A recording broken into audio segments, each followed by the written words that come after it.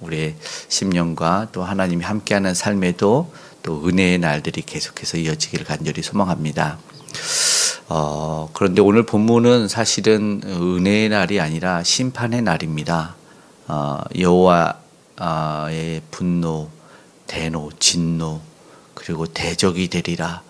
아주 조금 무섭고 듣고 싶지 않은 말씀이 전파가 됩니다. 이때는 이미 작정하신 남유다의 멸망의 때, 시드기야라고 하는 마따니아라는 이름에서 이제 시드기야, 남유다의 마지막 왕의 통치 때 이제 바벨론 느부갓네살 왕이 공격해 오니까 이제 지푸라기를 잡는 심정으로 선지자 제사장 둘을 보냅니다. 앞서 이 바술이라는 선지자는 제사장은 총감독으로 예레미야 선지자를 때리고 가둔 사람이었는데 그 사람과 더불어 오늘 한 명을 더 보내는데 중요한 것은 하나님에게 나아갔을 때 하나님이 유일한 구원자이기 때문에 그만 붙잡고 나아가느냐. 우리 잘 생각해 봐야 될 것은 아니 여러 가지 중에 하나 이거라도 하나 걸리면 좋겠지 하는 마음으로 하나님에게 나아가느냐 우리는 한번 돌아봤으면 좋겠습니다. 우리 믿음의 사람들은 예수 그리스도를 믿을 때 유일한 구원자로 믿습니다. 그래서 어떤 데는 오직 예수만을 외치죠. 그런데 우리 믿음의 사람들과 교회는 오직 예수가 아니라 그 중에 하나 예수가 될 수도 있다면 참으로 안타까운 믿음의 사람이라고 우리는 볼 수 있을 것입니다. 오늘 말씀에 사실은 안타까운 하나님의 분노가 쏟아져 내리게 되는 것을 보게 됩니다. 혹시나 하나님이 도움을 주시면 그러면 우리가 도움을 받으면 좋겠네라는 그런 심정으로 오늘 이 선지자에게 왔다면 안타까운 일이 될 것이죠. 그러나 예레미야 선지자에게 찾아왔다라는 것을 보면은 희망이 하나는 있긴 있어요. 무슨 말입니까? 그가 신실한 하나님의 사람으로 살았고 그리고 그의 영적 권위는 이전에는 핍박을 받았을 줄 모르니까 그러나 위기의 때는 빛이 난다라는 것입니다. 오늘 우리 믿음의 사람도 시대가 악하다 말하고 또 어려운 시대가 계속되는 상황에서 우리는 빛이 되는 그런 저와 여러분이 되기를 간절히 소망합니다. 오늘 말씀에는요 그렇게 얘기하는데 대적이 될 텐데 진노, 분노, 대노 3절에 보니까요 읽은 3절에 하나님이 이제 대답을 하시고 어떤 말씀을 하시는지 나와 있는데 5절이네요. 내가 든손과 강한 팔 곧 진노, 분노, 대노. 이렇게 극대노까지도 사실은 표현할 수 있을 텐데 이게 점점 하나님의 그 심정을 묘사하고 표현하는 것 같아요. 다른 성경에 보니까 세 번역에는 뭐라고 나왔냐면 분노, 노염, 울화를 참을 수가 없어서 직접 공격하겠다.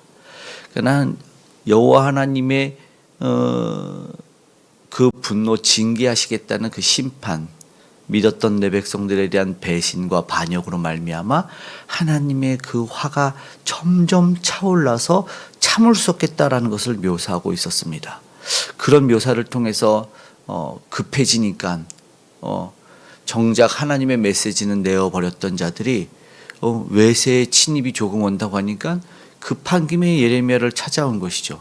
이런 것을 놔두껍다 얘기합니다. 이전에는 핍박하고 말할 때는 듣기 싫다.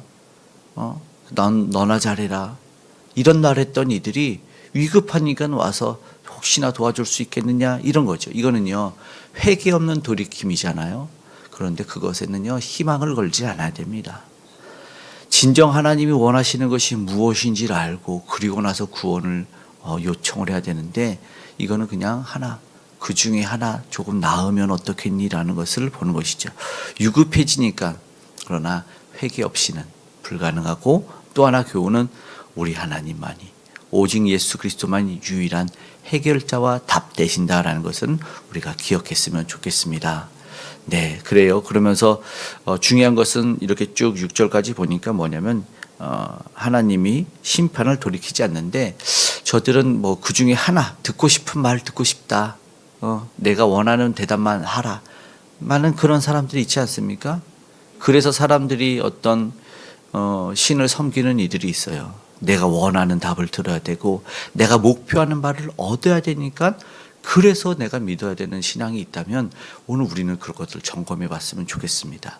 하나님이 어떠한 경우에도 어떠한 상황에도 우리의 하나님 되심을 우리가 그렇게 신앙을 고백할 수 있는 믿음의 사람이 되기를 간절히 소망합니다. 그러지 않으니까 뭐요? 오히려 더 심판이 가중됩니다. 하나님의 심판이 줄어드는 것이 아닙니다.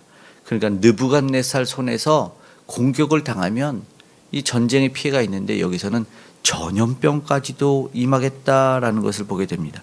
칼날로뿐만 아니라 오늘 보니까요.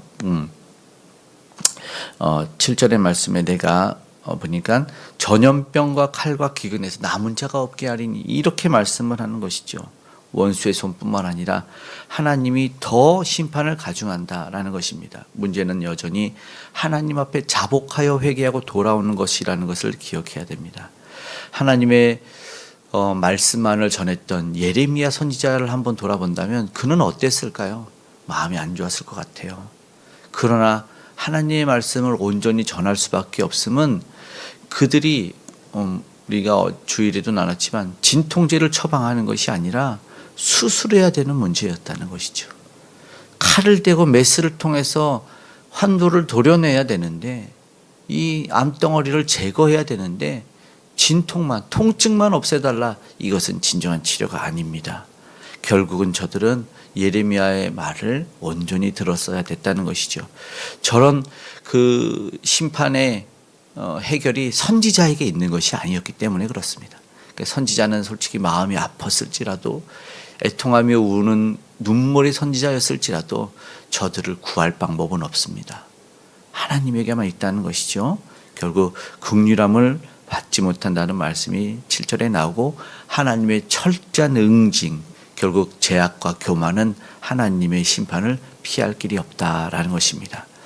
그러나 하나님의 말씀이 또 이어지는 것을 보면 말씀대로 우리는 하나님이 어떤 하나님이냐라고 말할 때 각자가 하나님은 어떤 분이다라고 말할 거예요. 어떤 분은 사랑의 하나님이고 어떤 분은 은혜의 하나님이고 참 좋으신 하나님이다 이렇게 말할 텐데 오늘 하나님이 무엇이라고 말하냐면요. 안타깝지만 13절 후반부에 보니까 이렇게 말합니다.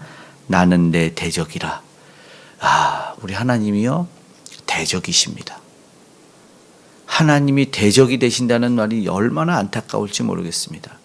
이거 보십시오. 8절에서 10절의 내용에 보니까 특별히 8절에 보니까요. 여호와께서 생명의 길과 사망의 길을 두었노라 라고 말하는데 생명의 길이 사는 길이 아니라 죽지만 않을 뿐 포로로 끌려가는 거예요. 이거 항복하라는 겁니다. 이거 너무나 안타까운 거예요.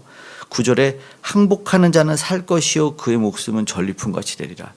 이게요 생명의 길 같지만 사는 것은 맞아요. 그런데 10절의 말씀을 한번 보세요. 여호와의 말씀이라 내가 나의 얼굴을 이 형업으로 향함은, 그러니까 우리는 하나님의 얼굴을 보기 원합니다. 분이엘 여호와의 낯을 보기 원합니다라고 말하는데 10절에 뭐냐면 여호와의 얼굴이 향함이 복을 내리기 위함이 아니요. 너무나 암담합니다. 그리고 이어지는 말은 화를 내리기 위함이다라는 것입니다.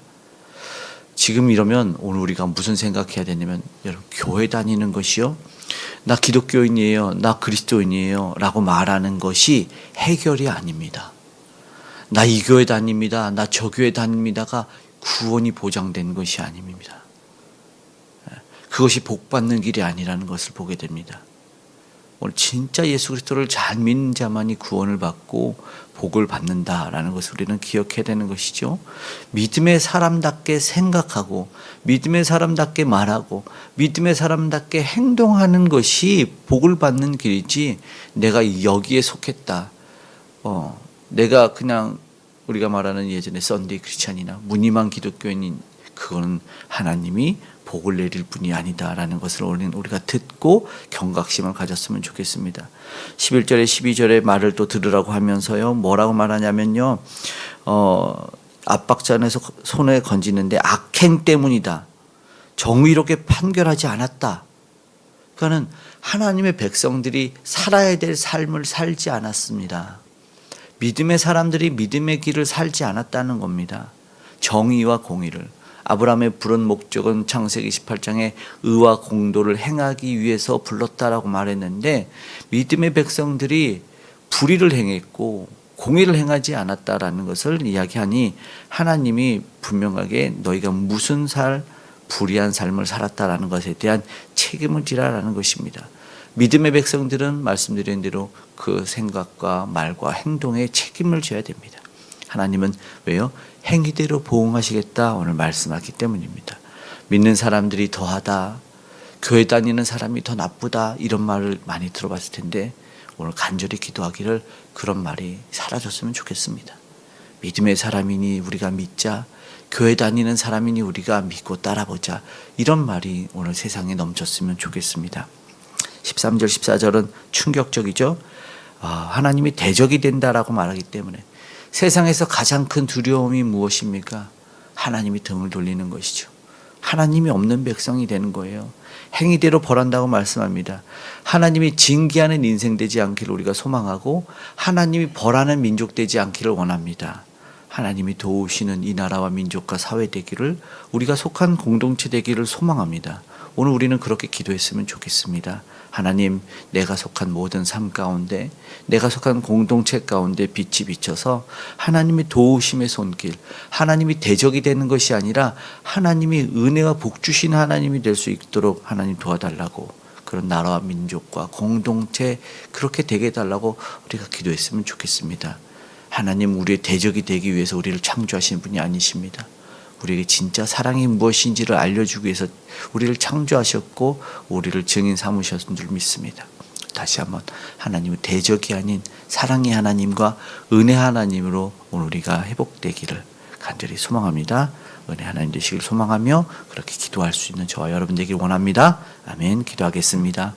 사랑의 아버지 하나님, 우리의 죄와 우리의 잘못으로 우리의 교만으로 회개하지 않는 심령으로 그 공의로운 하나님이, 그 사랑의 하나님, 은혜 하나님이 대적의 하나님이 되었을 때 그 하나님의 분노가, 그 아버지의 노하심이 얼마나 차올랐는지 하나님 우리가 돌이키길 원합니다.